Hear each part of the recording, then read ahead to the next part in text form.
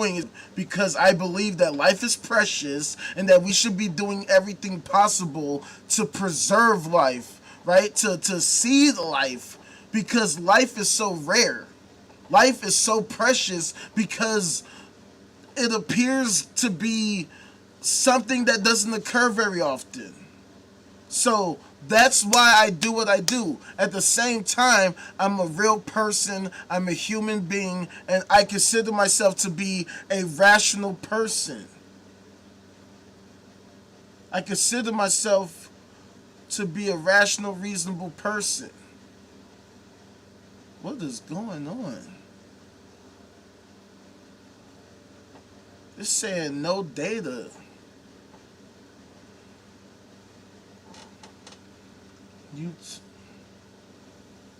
Hold on. Let me look at my phone. Let me make sure.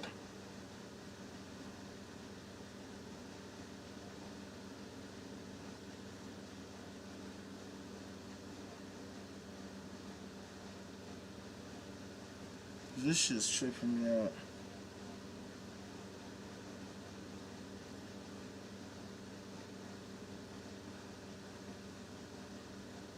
Okay, it says I'm live.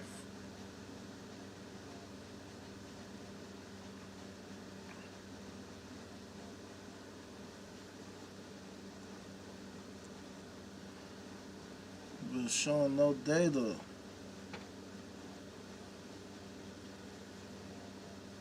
And it's not like playing. It loaded. Okay, there it is. Alright. So I don't know if something's going on with my internet or what. Because it just took forever to load on my phone. So I don't know what the hell is going on. But let me just say that all over again. Alright, look. I do what I do because I value life. Okay? Regardless of anything that happens, I value life. I want to live. I would rather live than die. I do not want to die. I do not want to commit suicide. But I hate living in a society that basically appears to not care whether it survives or not. We live in a society, an American society, a human society that is crumbling in very many ways. It is difficult for us as a society to come together and unite to fix things because we're constantly quarreling over the particulars of all kinds of issues. Meanwhile, the ruling class continue to rule us on a constant basis, and they ensure that we are constantly clashing, that we are constantly butting heads, so that they can continue enjoying their fruits of their labor of maximizing their respective shareholder profit. So that is why I created this system. That's why I do these lives, so that I could try to steer humanity the right way. Okay? But I swear, it is difficult, man. It can be so difficult. I am not a doom and gloom kind of guy. Ultimately, I'm an optimist. Ultimately, I believe that we can actually right the ship.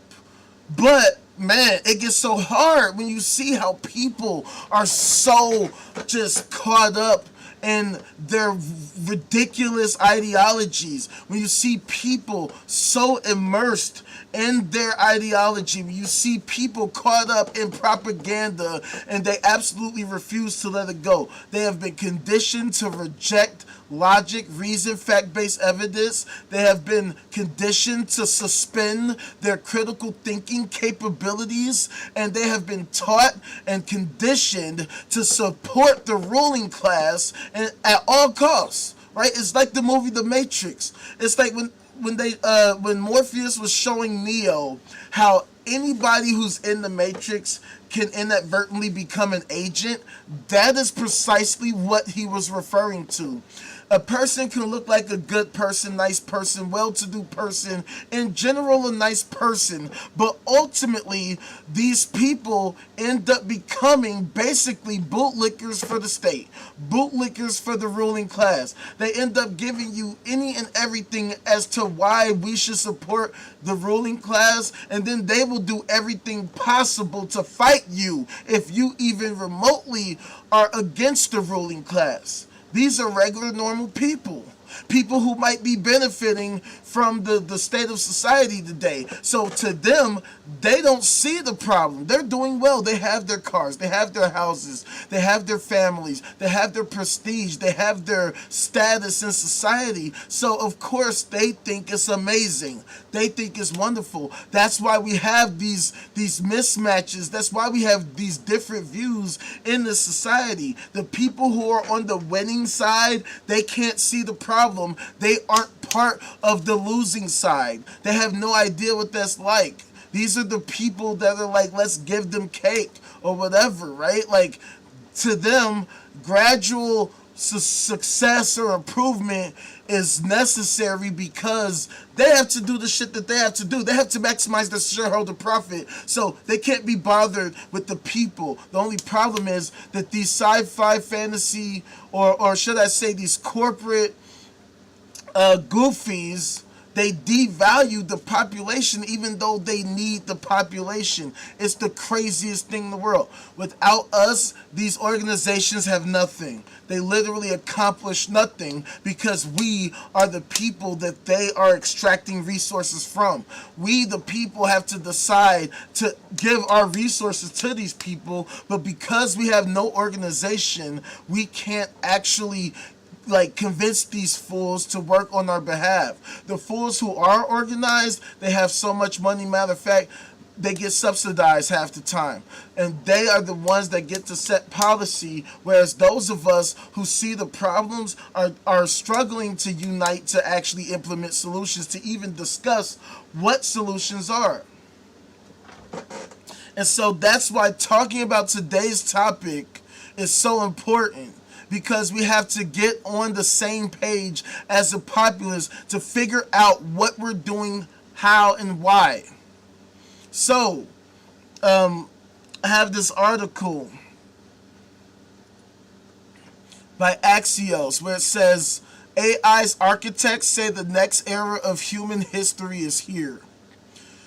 Top AI architects say their technology has arrived at a threshold once confined to science fiction, the singularity, or the moment machines begin accelerating their own evolution. Why it matters. If these moguls are right, we may be entering the most consequential technological transition in human history, the opening stages of an intelligence explosion that transforms civilization faster than humanity can understand or control.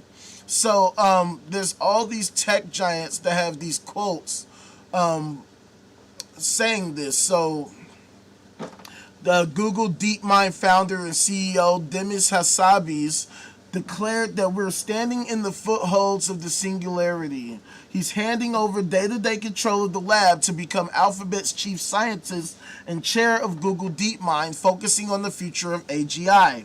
And AGI, for those of you who are unaware, it says up here, artificial general intelligence. Okay? And for those of you who might not understand what that means, well, let's actually talk about that. AGI, artificial general intelligence, and what does that mean? Artificial general intelligence is a hypothetical computer system that matches or exceeds human cognitive abilities across all domains. Unlike narrow AI, which handles specific tasks like translation or image recognition, an AGI can reason, learn, and adapt to completely unfamiliar real-world problems on its own. The characteristics of AGI is cross-domain generalization, skill transfer from one field to another without explicit retraining, autonomous reasoning, high-level problem-solving, long-term planning, and independent goal setting, adaptability, flexibility to navigate ambiguous or completely new situations successfully. So basically, you're talking about in a way, like supercognition in a sense, right? It's like basically a Renaissance person, or what do they call it? A polymath, a super polymath. And I just learned that term like not too long ago. Let's look at that term, by the way, because we learn shit here. This is what I do. A polymath is a person whose knowledge or skills span a wide range of different subjects. Often called a Renaissance man, a Renaissance woman, a polymath excels in multiple distinct fields such as science, art, philosophy, and mathematics. Okay, so here's my deal, right? This is why I love this term, because basically that's what AGI would be. It would be a polymath in AI form. But what I can't stand about all of these articles and all these discussions about AI, there's all this talk about how AGI is constantly evolving and improving and improving and evolving. Why aren't we having these conversations with human fucking beings? This is my big thing. Why is there not anywhere near the same coverage with human beings? Don't they understand that human beings are evolving as we are speaking, that AI is literally a product of our evolution, and yet our fucking society and our cognition are worsening in many respects, and we're not even having real discussions about how we can reverse that trend, let alone what methods or mechanics we can use, other than like, say, the Elon Musk like talking about Neuralink and stuff like that. But we as a society, we as people in the mainstream are not having mainstream conversations about improving human cognition, improving our collective ability at critical thinking. And not only that, but our ability to work together interdependently with synergy to use critical thinking together. In fact, the opposite is true. We have gotten so divided. We're so divided in all these different ways that it becomes almost impossible for us to is deployed how it operates. And think about this fact, right? The AI that's like say, if we just look at Anthropic, right? Because I use Claude all the time. Mythos 5 was released for all the big corporations and research institutions that they allowed. But Fable 5, which has heavy guardrails, was released to the public. And so, while Fable 5 and AI is considered, oh, it's so dangerous, and oh no, it's always the government and these organizations that benefit. But these organizations and government aren't showing us how they're utilizing these things to help us, though. Isn't that crazy? Like, the labs themselves report models that now accelerate their own development, but every institution that governs them runs on quarterly earnings and election cycles. And not only that, but the quarterly earnings and election cycles are doing what for us? How are they improving our quality of life in any way? How are they elongating our lifespans? How are they reducing homelessness? How are they improving the air quality, the water quality, or anything useful? This is why we have to have these conversations, because this is the world we live in now. They're declaring that we're in this fucking superhuman singularity, but they're not showing us how it's superhuman for me. How is this superhuman shit helping us as a society? In what way? Especially when there's clearly misaligned incentives, right? All of these fucking organizations are focused on raising capital, making money, fucking improving their bottom line, including these fucking AI companies, which, as I stated earlier, are not profitable. So that's what makes this fucking crazy. They've basically made an epochal scientific claim with the evaluation narrative from companies raising capital. So the prophet and the profiteer are literally sitting in the same seat. The ones declaring, oh, we're in the singularity now, they're also the people that have the best or the most vested interest in this news that we're in the singularity. But this is how people get manipulated so fucking easily. Because they hear a term like singularity, and then all of a sudden they act like this is the most amazing shit in the fucking world. Because they're so blinded by how they're benefiting, they don't give a fuck about how it benefits us. And this is how we have this multipolar trap. Because every lab looks at every other lab to say, okay, well, they're doing this and they're doing that. They're rapidly improving, so we got to rapidly improve. Every other fucking headline that I get is about how this company or that organization is aimed at fucking trying to fucking stop or compete with Mythos 5, this app, this fucking company, this Chinese company. Hell, I saw some shit earlier, ByteDance. They saying ByteDance is trying to fucking compete with Anthropic. Shit, let me see if I can pull that up.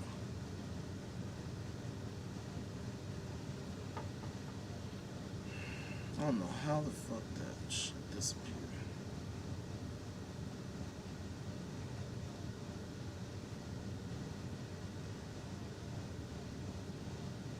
But yeah, it was an article by the Financial Times, right? I don't know if y'all can see that.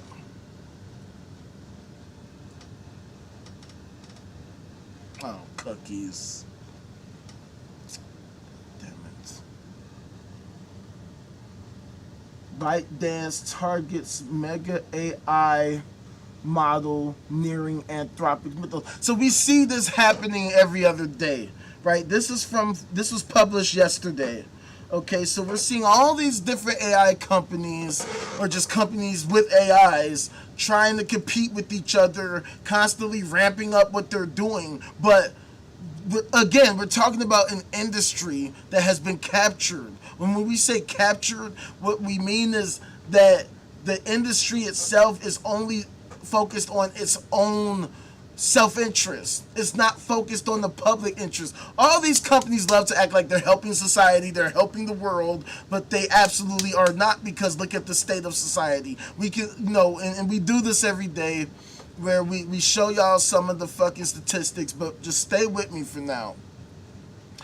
These industries are constantly controlling the narratives, and they control the flow of information. Social media companies are basically their own mini governments in a sense. They control who gets to actually profit and who doesn't, who gets to build a platform and who doesn't, whose voice gets heard and whose gets suppressed and shut down. And I am one of those people, which is why, when I see ByteDance targeting Anthropic, it's like, it sickens me, because when I was on TikTok, I was basically booted off the platform after I was building a fucking big following, doing what I'm doing now, right? Having these kinds of conversations. Even though I was building quickly, they shut it down. And this is exactly the trap that people get caught up in, because there's a misconception of society as a result of who pops and who doesn't, right? I had somebody talking to me like, well, why haven't you done this and why have you done that?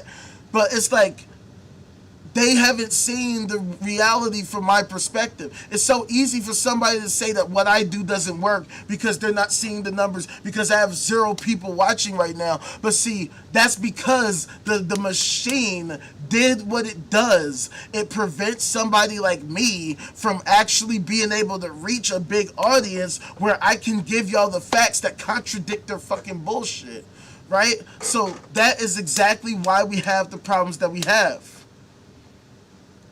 I have conversations with Claude every day, and a lot of the time it's spreading their fucking bullshit message, and I'm cutting it off every time. Like, no.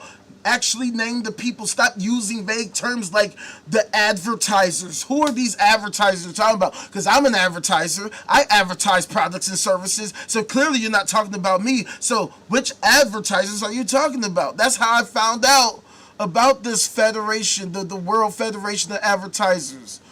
Because All these people always use that term, the advertisers. It's like Big Brother or some shit, right? The Illuminati. But I'm not cool with those vague terms. Because we have the internet, we can name names now. We can say now who, and it's the very people, the very organizations that you thought it was.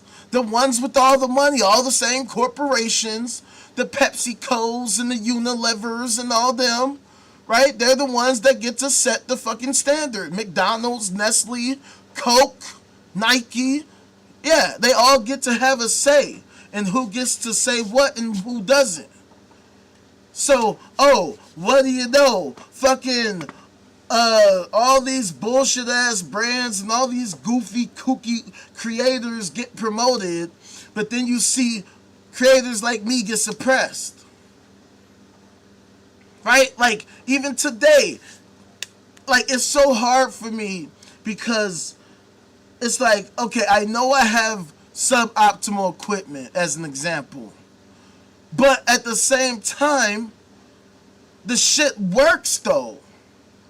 The shit works. So then the question becomes, well, why the fuck am I having these problems all the time? Meanwhile, all these other fucks don't seem to be having anywhere near the problems. And it makes me always think conspiratorially, like, is it just a coincidence that I experience these technical issues? Or is there a fucking, like, you know, is that a subtle sabotage? Like, my live just got shut down without me knowing. And I didn't know for a long time. And I don't know why, because, I mean, my connection is solid. Like, literally right now it says excellent. It literally says excellent. I wish I could show you the screen. But it says my connection is excellent. It's not like I changed anything. I still got the same Wi-Fi adapter that I had. So why is it excellent now, but it wasn't excellent an hour ago? Or 35, 40 minutes ago? 45 minutes ago to be technical, because that's about when it fucking shut down. But it's like, what the fuck, man? Why can't it just be excellent all the time? But anywho, the fact of the matter is, it's the corporation, the same corporations that get to set the fucking standard. And this information is never fucking mentioned to anybody anywhere. I never see anybody online talking about the World Federation of Advertisers at all. People only talk about the the advertisers don't like this sort of content. The advertisers have felt that this type of content is bad. But why is this never talked about? Why isn't the mainstream media ever mentioned the World Federation of Advertisers? But what's so crazy is that we see their representatives every fucking day. And I mean every day. If you watch any TV, if you see any advertising, it's these fuckers. It's these fuckers that we see all the time. But they're a consortium. They're a consortium. Right? This is the actual Illuminati. This is why I get sick of conspiracy theorists who talk in code and who talk in woo. Because see me, I don't deal in conspiracy theories. I deal in facts and data. I'm big on naming the names and showing the data. That's why I know we're in these extremely dystopian times. Because this information is publicly available to everyone. Anybody and everybody can look this stuff up right now. Anybody can look up the World Federation of Advertisers, WFA. You can just look them up and learn about them just the same way that I did. Right? Clearly they have a website.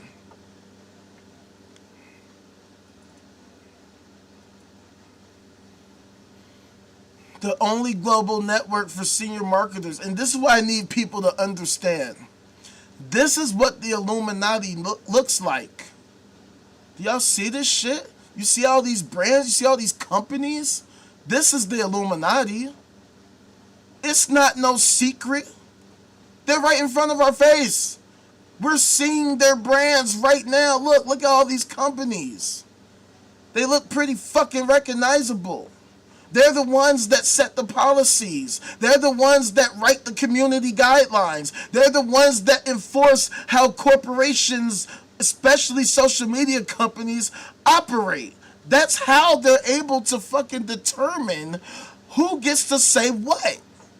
That's how they determine what speech is hate speech and what speech is great speech. And you don't get to have a say in what's considered what and why.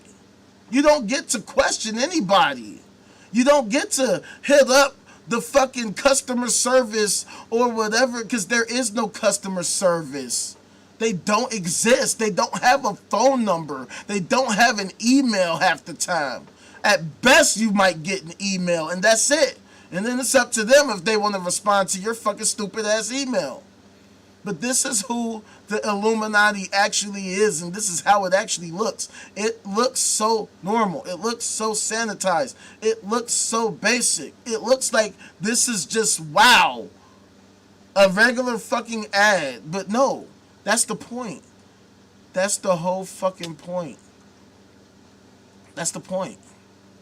It's all the big networks, all the big companies that you've seen your whole life. The Illuminati is right here. It's in front of your face, but you don't know that. And that's the point. That's how they operate.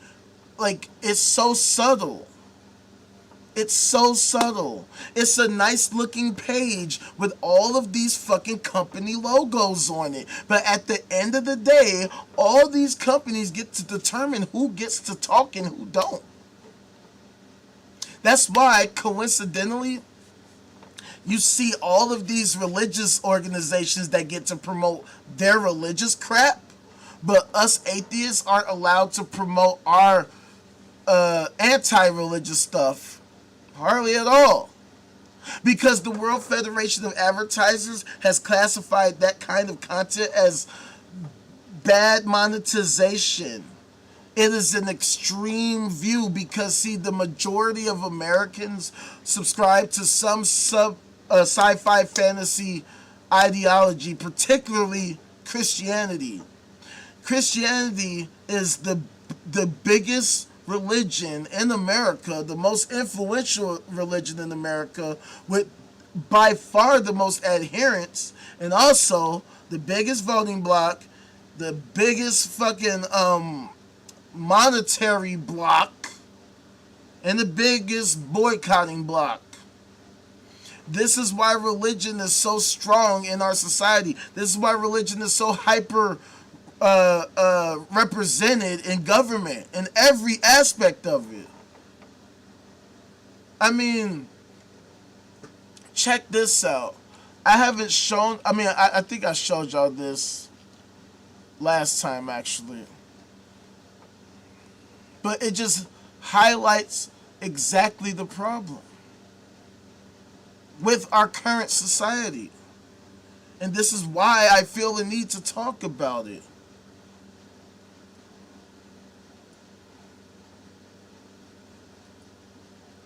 The fact that Pope Leo is, met with Anthropic co-founder for a church tech ethics partnership. That's why you see stuff like that. This is why I say America is a kakistocracy. Okay? And for those of you who are unaware of what a kakistocracy is, I always love to inform y'all. That's why I show y'all. A kakistocracy. A kakistocracy is a government by the worst, least qualified, or most unscrupulous people. It describes a political system or administration where the leaders in power lack competence, integrity, or fitness for office, often resulting in widespread corruption and poor governance. Okay? And see, here's my thing. America is a corporatocracy. And let's look at that term. That's why I say America's a hyper-capitalist, all that. But check this out. corporatocracy, a political and economic system where large business corporations control or heavily influence the government, laws, and public policy. In the system, public leaders make choices that help big companies make more money rather than choices that help regular people. So that's literally what we are living in right now. So when I say this is a kakistocracy, we live in a society that's being run by a Christian theocrat. Society that's being run by a Christian theocrat. But our country has always been run by theocrats, at least for the past century? It's always been run by theocrats, at least for the past century? At the very least, the last several decades. You can't even run for office without declaring publicly that you're a member of the Sci-Fi Fantasy fan club. A evil non-believer like me, a heretic like me, has no fucking motherfuckers like us, because we actually care about the truth. And all of this talk about fucking AI being so wonderful only means so much when it's coming from the fucks who are literally like our overlords, who created this dystopian nightmare that we live in. So the question isn't whether or not the singularity is real, because the experts disagree, but it's the fact that if you consider how things are now, right? And let me just show y'all a little something, okay? Because I always love to show y'all just to make this abundantly clear. So, this is the Global Peace Index by Visions of Humanity, which ranks every country in the world by level of peace. 163 countries in the world, with number 1 being the most peaceful and number 163 being the least peaceful. And considering that we are living in the United States of America, often referred to as the greatest country in the fucking world, one would think we would be super duper high on this list, except what you see is that we're not number 1, obviously, but matter of fact, you'll see that we're not in the top 10, we're not in the top 50, we're not even in the top 100. We gotta go all the way down to number 134, which is where the United States ranks on the Global Peace Index. You know, the leaders of the free world. The leaders of the free world are damn near at the fucking bottom of the Global Peace Index. That is absolutely absurd. And then when you look at this, juxtapose that with this, the doomsday clock, right? It is now 85 seconds to midnight, according to the Bulletin of the Atomic Scientists.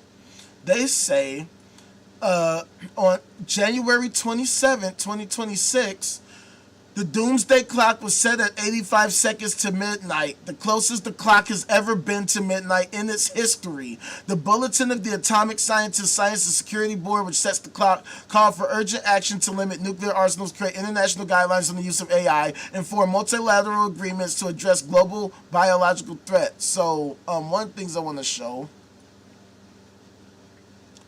So here's the FAQ. The frequently asked questions, right?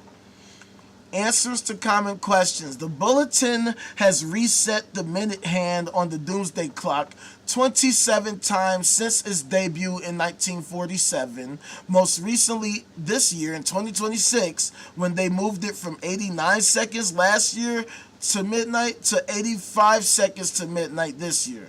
Every time it is reset, we're flooded with questions about the internationally recognized symbol. And so, here's some of the answers. So here's the most important one. What exactly is the doomsday clock? Just so we're on the same page. The doomsday clock is a design that warns the public about how close we are to destroying our world with dangerous technologies of our own making. It is a metaphor, a reminder of the perils we must address if we are to survive on the planet. When the doomsday clock was created in 1947, the greatest danger to humanity came from nuclear weapons, in particular from the prospect that the United States and the Soviet Union were headed for a nuclear arms race. The bulletin considered possible catastrophic disruptions from climate change in its hand-setting deliberations for the first time in 2007.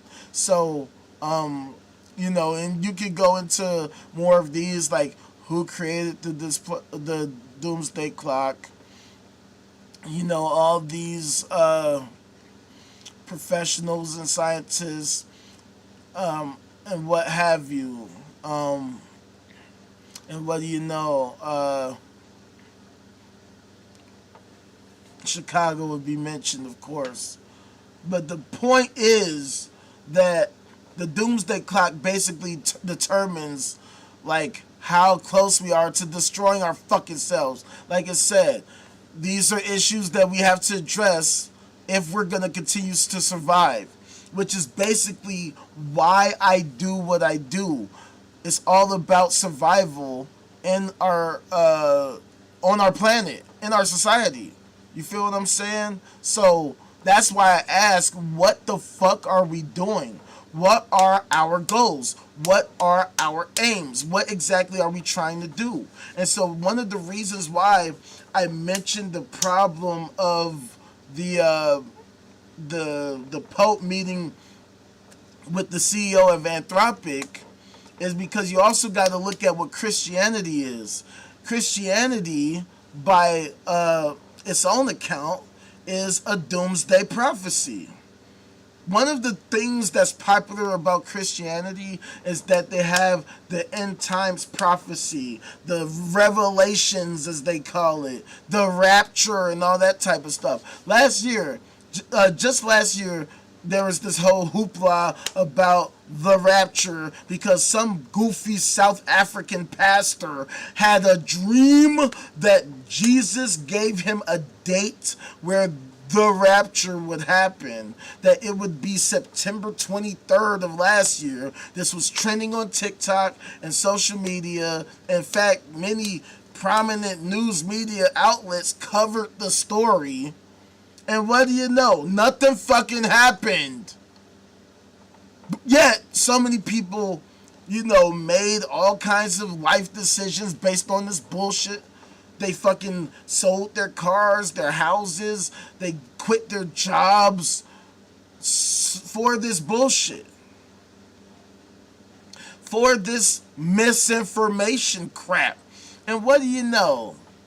That trend was not labeled as misinformation on TikTok, but I was, for saying that it was bullshit. But see, this is the thing, man. If we're not actually trying to figure out what we're trying to do, then what exactly are we doing? So that's one of the reasons why I always focus so much on becoming a Kardashev Type 1 civilization, because it's something concrete, it's something clear-cut that makes sense as to what to aim for, what to strive for. Something concrete, but in order to get there, we would have to survive. So, this is why we talk about the Fermi paradox, and the great filter scenario, and all that type of shit. Because to me, this right here is the great filter. That so let me just explain what I mean. So the Fermi paradox is the question of where are the aliens? Why don't we just get in contact with aliens right now, if they exist? Because when you consider the age of the universe, that it's been around for about 13.8 billion years. We've discovered that there exist billions of galaxies, with each hosting billions of stars, with each star hosting about 1.6 planets per star, and who knows how many moons. Hypothetically, you would think that even if a super small percentage of these bodies were capable of some kind of life of any kind, that would still be in itself an astronomical number of places where life could form, considering how apparently easy it appeared to form here on Earth relative to the age of the planet, the age of the sun, and the age of the universe. And yet, despite the fact that we have all this technology, that we have all these cell phones and telescopes all across the world, including space telescopes like the fucking Hubble Space Telescope in Earth's orbit, or the James Webb Space Telescope at the L2 Lagrange point, one would think that all it would take is just a quick look and we'd see something that would signal the existence of some kind of intelligent alien life. All it takes is one single solitary fucking find that would show us, yes, there are others out there like us somewhere out there. That one would think that with 13.8 billion years and the fact that we've learned that there are galaxies that were in existence before we thought it was possible for them to exist, which is one of the discoveries we've learned with the James Webb Space Telescope, it furthers the mystery of why we haven't come into clear-cut concrete contact, why we haven't had any clear-cut concrete discoveries of any intelligent alien civilization, right? When you look at the Kardashev scale, matter of fact, let me pull it up for y'all.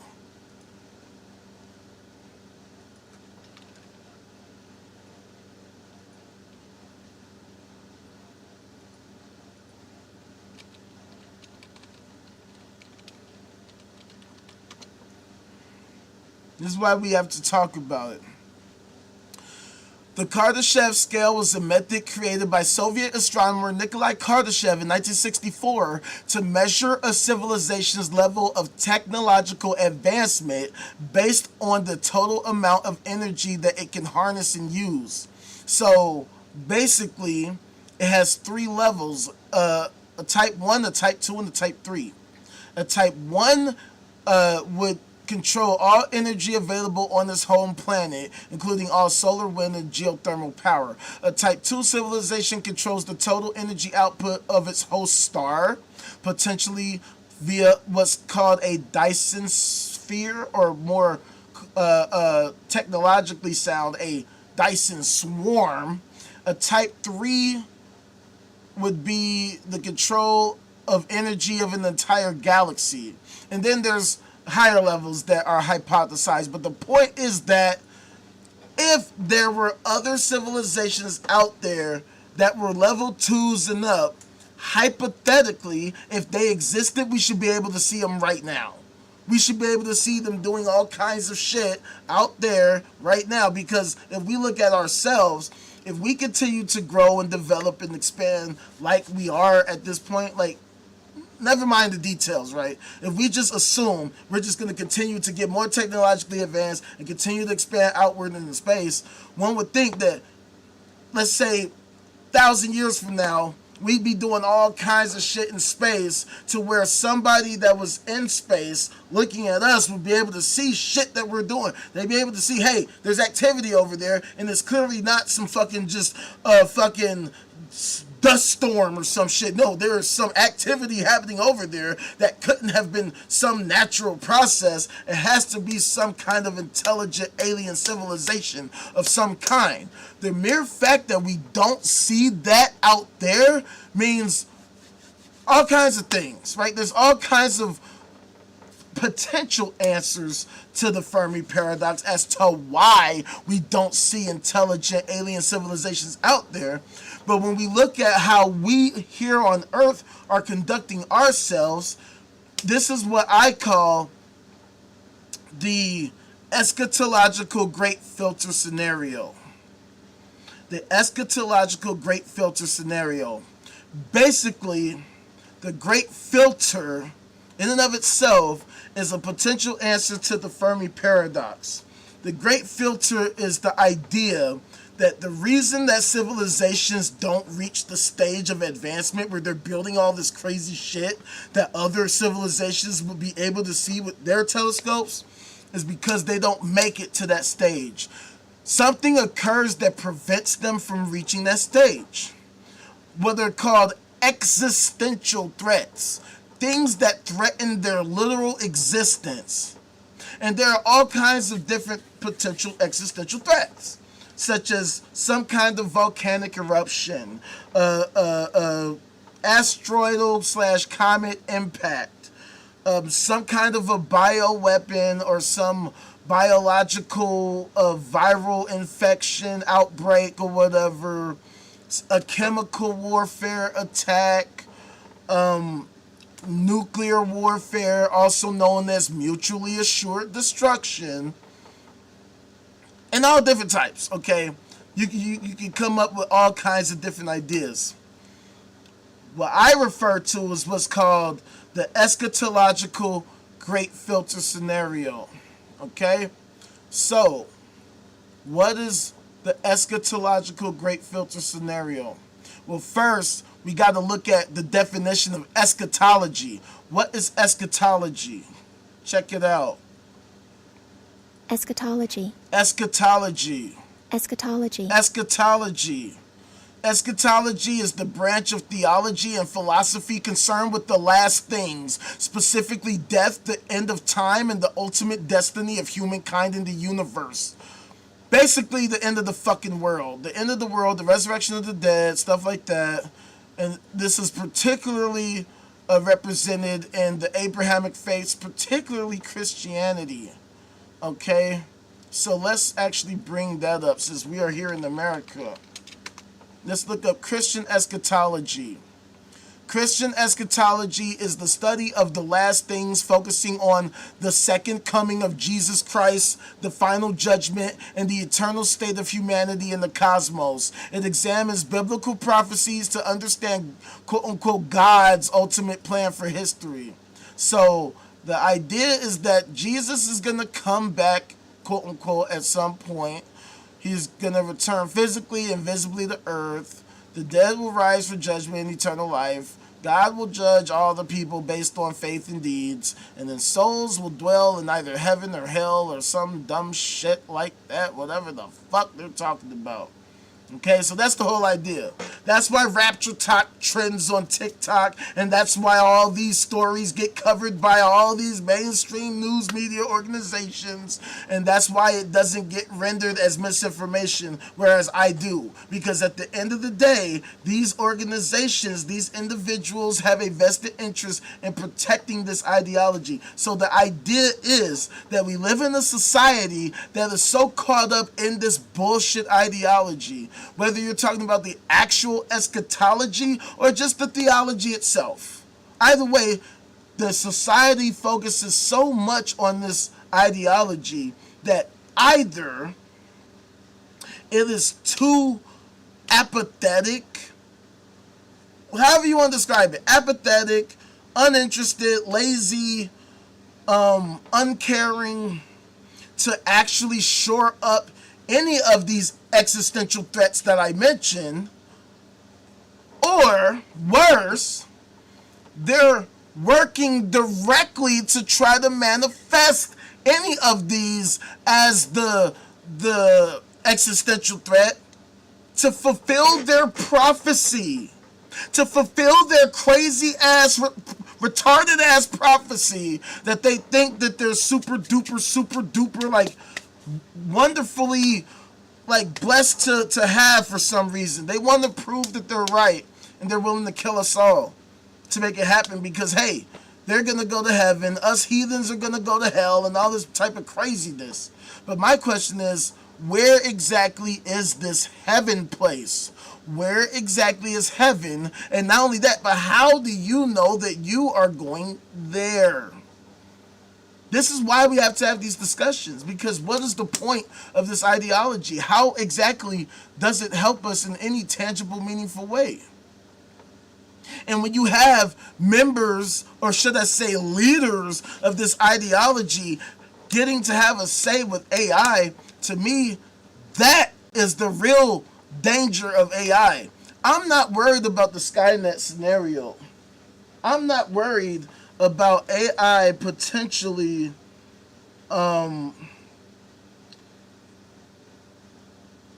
getting loose and destroying humanity. Because when AI breaks out, who do we see get hurt?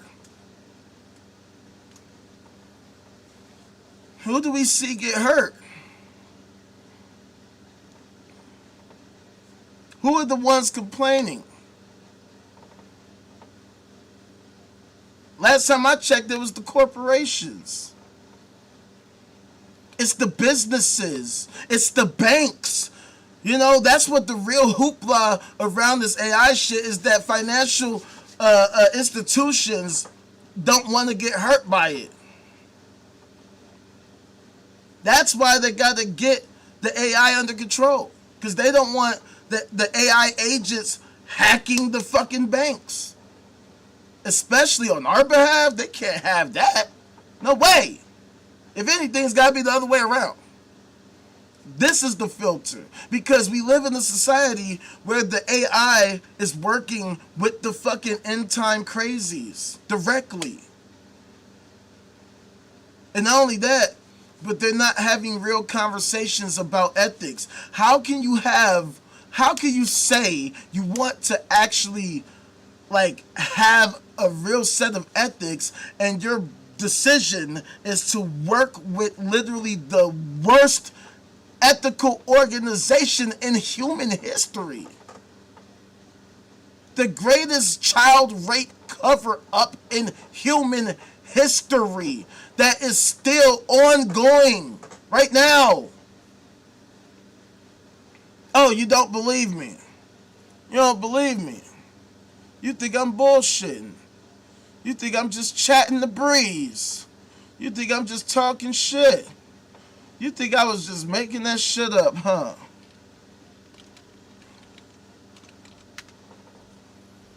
Well, as the great Fire Marshal Bill once said,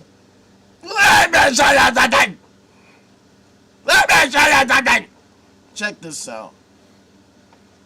Several U.S. Roman Catholic archdioceses have recently negotiated multi-million-dollar settlements with sexual abuse survivors following bankruptcy filings and state windows lifting statutes of limitations. Because the query is broad, prominent recent archdiocese settlement actions include San Francisco, $395 million, 530 survivors. New York, 800 million, 1,300 survivors.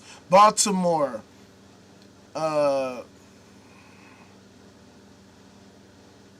experienced a major setback when the federal bankruptcy judge rejected competing reorganization settlement disclosure statements proposed by both church and survivors. Damn, that just happened. Hold on. This just happened yesterday.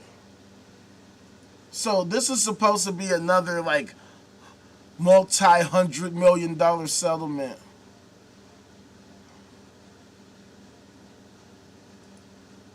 Let me see what that says.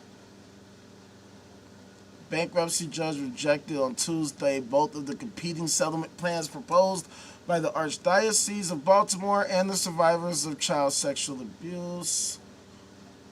The church's plan fails to disclose all its assets. The survivors unlawfully forced schools and other affiliates to pay into the settlement. So basically, she wrote that both proposals are overly complicated, internally inconsistent, and filled with legalese. But here's what I was looking for. In April, the committee proposed a plan that would have the archdiocese and its affiliates pay more than $441 million. The archdiocese proposed in May to pay $44 million of its own money, with affiliates voluntarily participating and contributing a to-be-determined amount. Two insurance companies agreed to pay a total of $125 million into the settlement. So obviously the conversation is still ongoing there. But the point is, obviously they did some shit. In Baltimore. Here in Chicago, recently active in individual payouts, alongside proceeding with countersuits targeting an alleged fraud ring involving outside claims. Let me see here. I don't know why they didn't name the number, because another article has a number.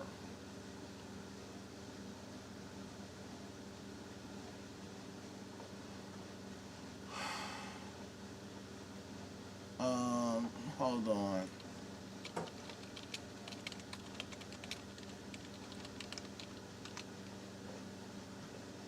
Alright, here we go.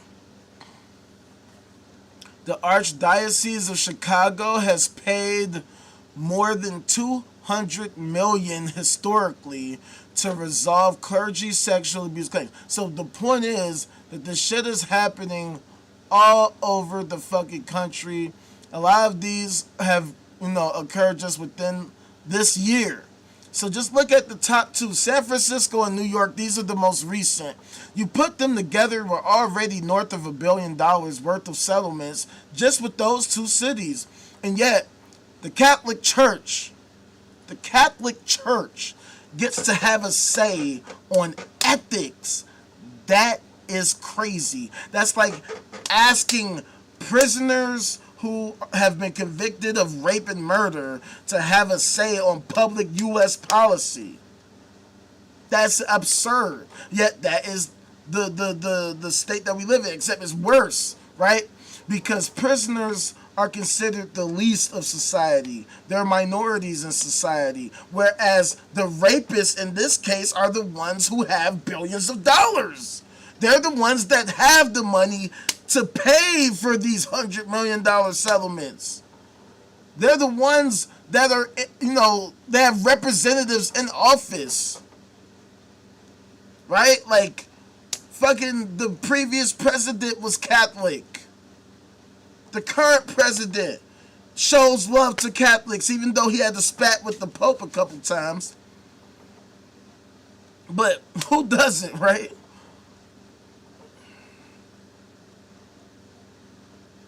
Oh yeah, bro, you already know. I mean, it's some shit going down, famo. Thank you for coming through, my homeboy. But no, on some real shit, like, this is my second live because my first live got shut down, strangely enough. I don't know what happened, but somehow I went offline, so this is part 2. So, whatever. I'm not even tripping on that because the lives aren't even about the lives. It's about the clips that I post later. You know what I'm saying? That's where I've been getting my views and my traffic. So the lives are just a clip farming factory, pretty much. You know what I'm saying? But the fact of the matter is that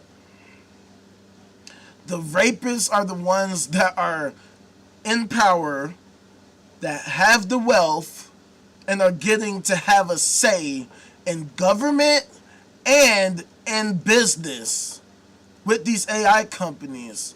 And so, to me, this is the real danger. The real danger is that we, as I said earlier, we have all these existential threats, and those that are in power are literally not doing shit to seriously address them. Not even talking about them. Right? I'm not seeing anywhere on any platform where these sci-fi fantasy fucking loonies are coming together, working interdependently with synergy to seriously address, let alone solve, any major world problem. Superfund sites, climate change, Skid Row, homelessness, healthcare for all, anything that people would actually need that would benefit our lives. We're not seeing them talk about it hardly at all.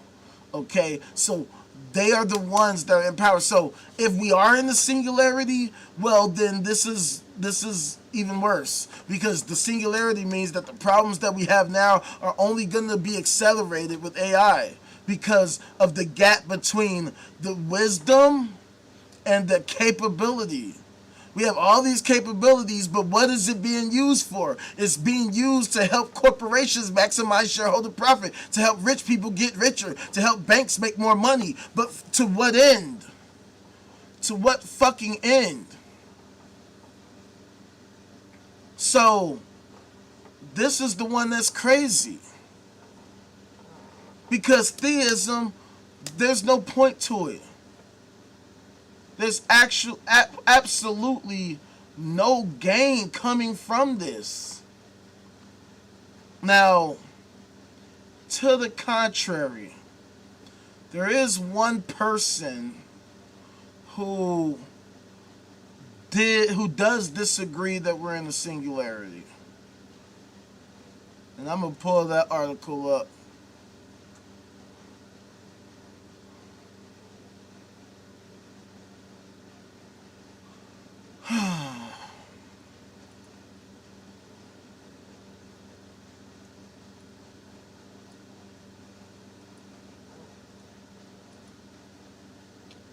second here.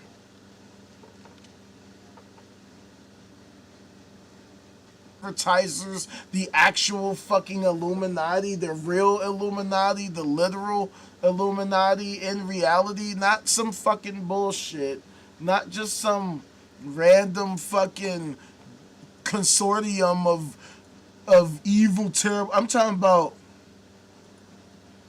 the World Federation of Advertisers. You know what I'm saying? Like the World Federation of Advertisers, the actual fucks that own everything.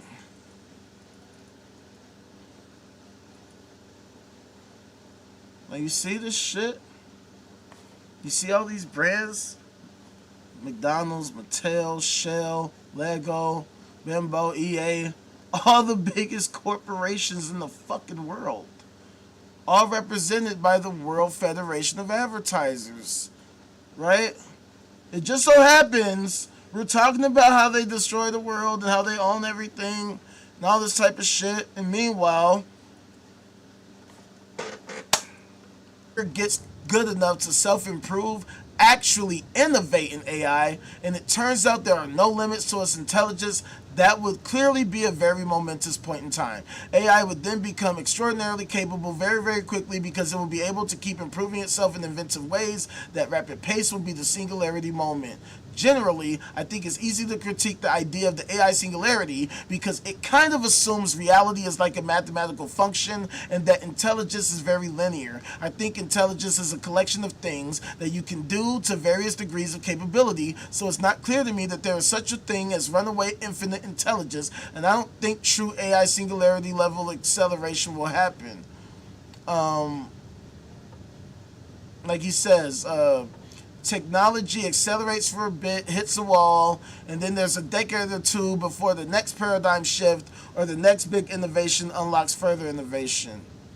And he says even non-tech people would probably notice the difference between the rapid acceleration and adoption happening now and what would happen if the AI singularity actually did happen. It would show up in pretty much everything. Okay, so that's the argument. And so I agree for the most part with a lot of what he said, but you also have to take what he said with a grain of salt too, because this is a guy who's also has a vested interest in this story, okay? And so at the end of the day, like, even though the skepticism is obviously legitimate, right? Like, we know that the AI is not at that point, that it's not just self-improving on its own and nobody knows what's happening. At least we don't see it. We haven't seen it. But that being said, it's still being controlled by government. When this Fable 5 shit happened in June, right? I was literally in the middle of doing some shit when it just shut down. And it was like model not found. And I'm like, what the fuck? Only to find that, yes, the government stepped in and said, shut that shit down. And it was, if I'm not mistaken, the CEO of Amazon that called for the shutdown, who, what do you know, had a vested interest in making that happen. Like, it wasn't the people that said they didn't want it or they needed it shut down. It was a CEO of a major fucking corporation, a super duper major corporation. Okay, so the coordination gap is still a major problem.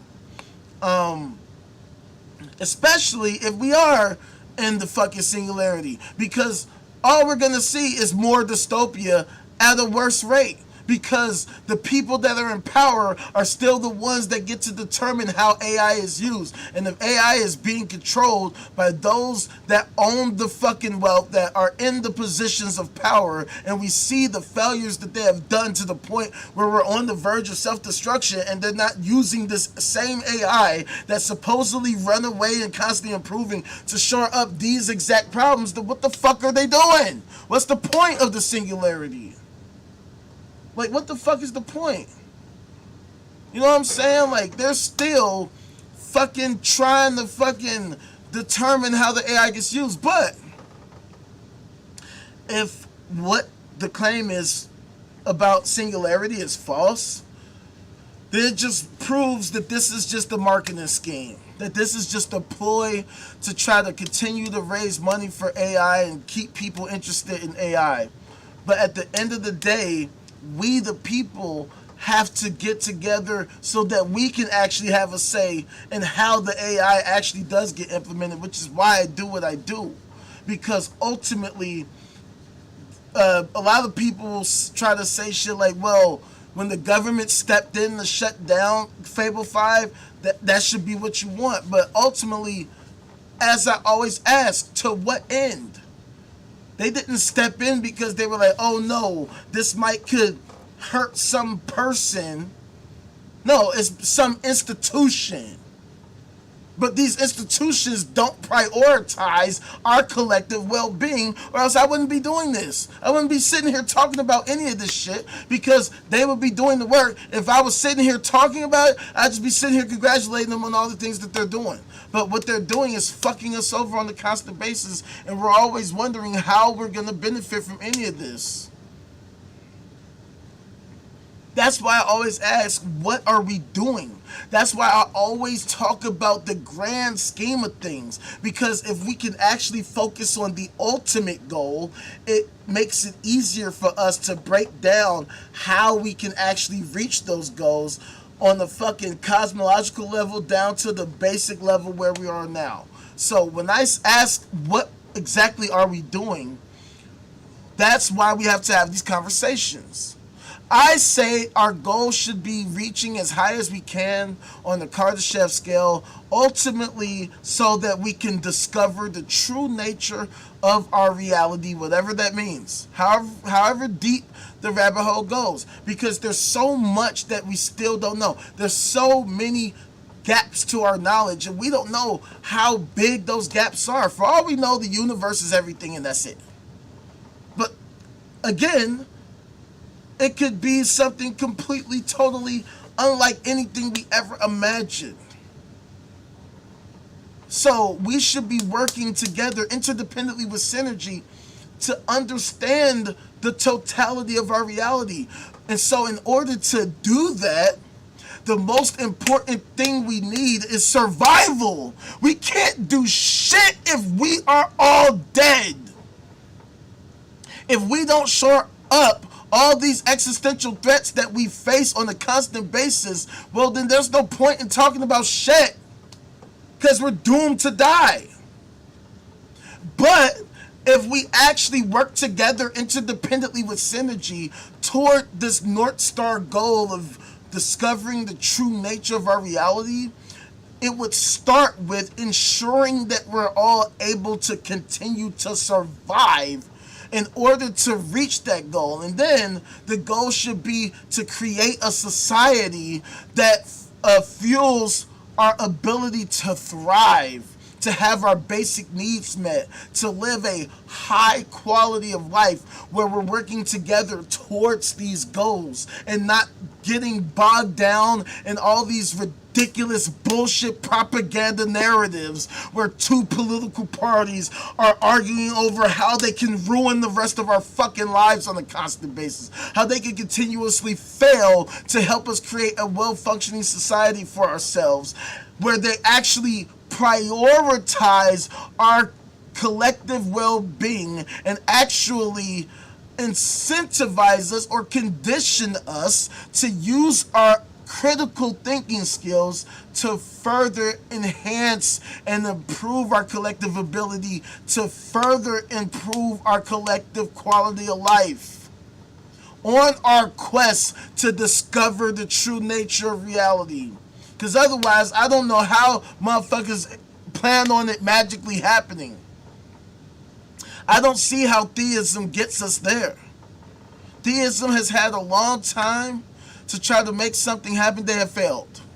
I don't see how either the Democrats or the Republicans get us there. They're not even talking about the there. You can't even have a conversation with these people about the what. What are you fucking doing? And why? Why are you doing that? How? How did you determine that that was the thing to do? Where? Where the fuck did you get your information from? How? How can we confirm that your method is justifiable, helpful, useful, and the right thing to do?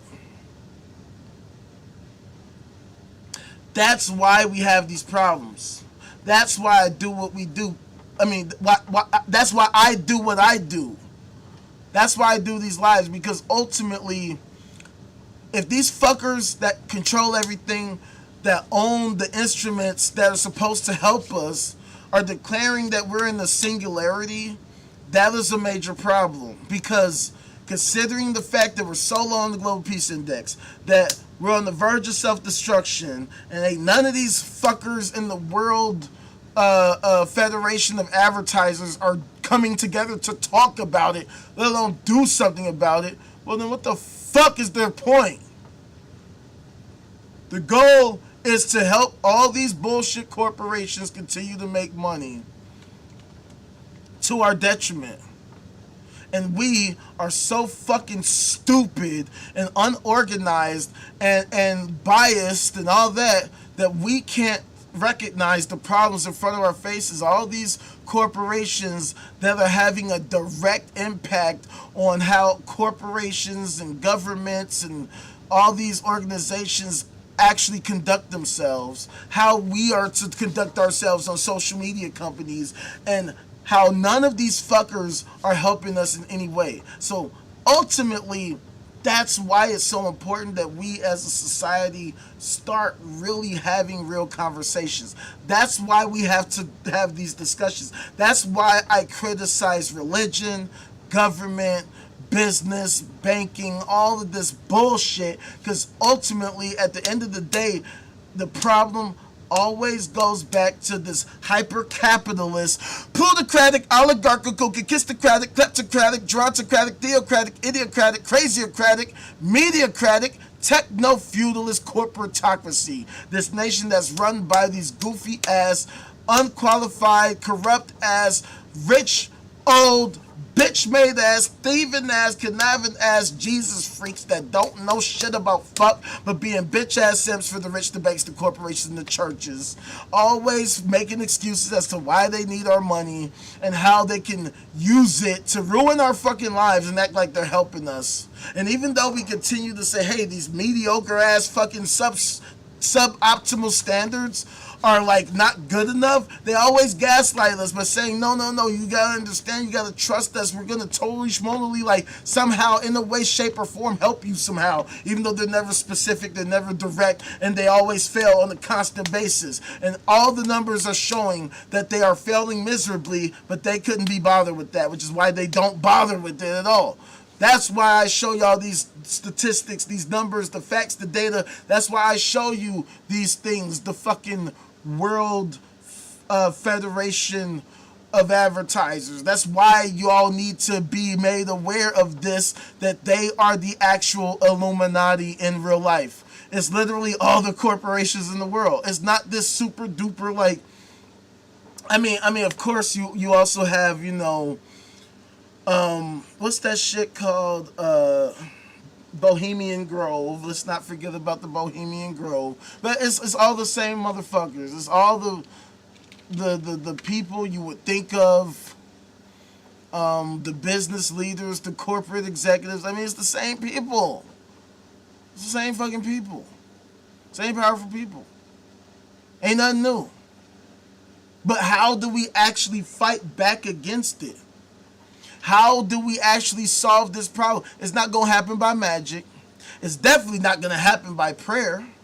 It's not going to happen by reading some fucking incantation or some passage of their sci-fi fantasy novel over and over. It's going to happen with us working together interdependently with synergy toward creating a better society for ourselves, where we're actually working towards becoming super awesome.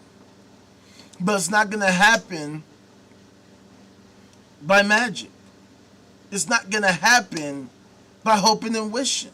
It happens by us working together practically, by us actually like coming together as a society to decide that no, we do not want this fucking bullshit. We want a actual well-functioning society. Let's actually have real adult conversations using specific metrics, determining how we are doing in this regard, and then let's actually work towards this, working together interdependently with synergy, pooling our resources and working towards these goals. Otherwise, what's the point? What's the fucking point? So, and then what are the goals? What exactly are the goals? Becoming the Kardashev Type 1 civilization, reaching as high on the Kardashev scale as possible so that we could totally, truly, and understand the nature of our reality. Seeding life throughout the fucking cosmos. Solving all of the existential threats that we have so that we don't have to worry about fucking existing, right? So that we could gain control of our existence, so that we can have a choice as to whether we exist, instead of just leaving it up to nature, leaving it up to chance and saying, okay, I was just walking down the street and then I had a heart attack and that's the end of my fucking life. Or I was fucking walking down the street and I got hit by a car. Or I was walking down the street and some evil person jumped out and stabbed me 27 times. Or I was walking down the street and fucking I just got hit with a random bullet. Or whatever the case may be. The things that threaten our very lives, that threaten our very existence, being able to figure out how to shore those things up. Maybe we won't be perfect, but at least we can create, what do they call it? A more perfect union. But we have to determine what perfect looks like, what perfect means. Perfect is just a word if we don't define it. And to me, a more perfect union is one where, at the very least, the children can be safe. Because the children are the future. They are humanity. They are the most important part of humanity. Because, like I said, they're the future. We need them to survive. If we're not going to create a society where they can be safe, then what the fuck is the point? That's why the ones that are the individuals and the organizations that are causing the harm or allowing the harm or failing to stop or at least inhibit the harm that is caused to children is unacceptable, especially for them to have the most influence on policy, particularly the church. They're the ones where children are the most vulnerable and the most likely to be hurt. So why should we allow them to continue to have such influence? And why should we allow them to continue to be enabled, enriched, and empowered by the people who are always giving them so much deference? But anyway, that's all I got for you today. Ultimately, I wanted to show y'all, look, the real Illuminati is the World Federation of Advertisers. And it just so happens to be partly the same ones declaring we are in the singularity, even though all they're doing is just making more money. They aren't describing how they're improving our lives. They haven't expanded the human life form. They haven't enhanced our cognition in any way. They haven't done anything noteworthy that would have somebody like me be like, wow, that is so fucking dope. I am so fucking glad what they have done. That is bullshit cap. So we have to actually determine what actually the singularity should be. Because as long as there's a gap between the capabilities of all these organizations and what they're actually doing to help us, we're always going to fucking be in this dystopian nightmare. And I'm not even trying to say we should create the greatest fucking most oasis or ideal, but at least a solid foundation of a functional state where people don't have to be out here fucked up. What the fuck? These are such low standards. And it's why can't we do better than that? So anyway, this is what